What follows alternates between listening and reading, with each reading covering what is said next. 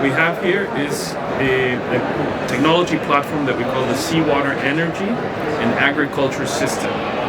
What we do is that we take ocean water and we bring it inland to feed our first subsystem, which is an aquaculture farm, where we grow fish and or shrimp. As these animals grow, they generate waste. This waste goes into the water, and this water needs to be changed frequently. What most aquaculture operations do around the world is that they take the wastewater and they dump it back into the ocean in the hope that the waste will dilute in the body of water that the ocean represents. What we do is we take the wastewater and we use it to feed fields of halophyte plants. Halophyte plants are those plants that have their roots in the soil, they're terrestrial plants, but they are able to grow with salt water.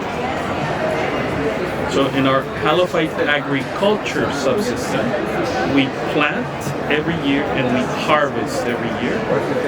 In our case, we're planting this plant that is called Salicornia bigelovii. Salicornia produces these pods. You can see here. These pods are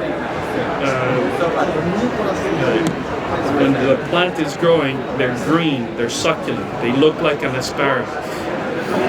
And so what we do is that we take the plant, we dry it, and then we grind it to obtain this biomass.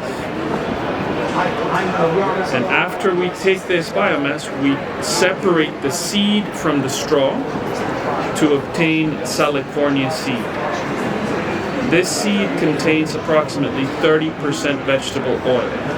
So what we do is that we crush these seeds, and these are the crushed seeds. This is called the seed meal or the seed cake. This is full of protein, carbohydrates, it's very nutritious, and it can be used as animal feed.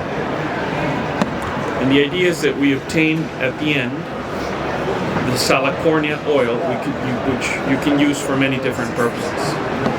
As the water continues its path back to the ocean, we make it pass through our third subsystem, which is our halophyte agroforestry subsystem, where we cultivate a perennial halophyte, a plant that is a tree. And so in this particular case, we cultivate mangrove trees, and we let the mangroves grow over a period of 20 to 30 years, after which we administer or we manage them in a silviculture style. So in this way, the water that returns to the ocean is as clean as the water that originally came in, because the plants have absorbed all of the nutrients that come out of the fish farm. And we produce food in the form of fish and shrimp, we produce biomass, and we clean the water and we clean the air in the process.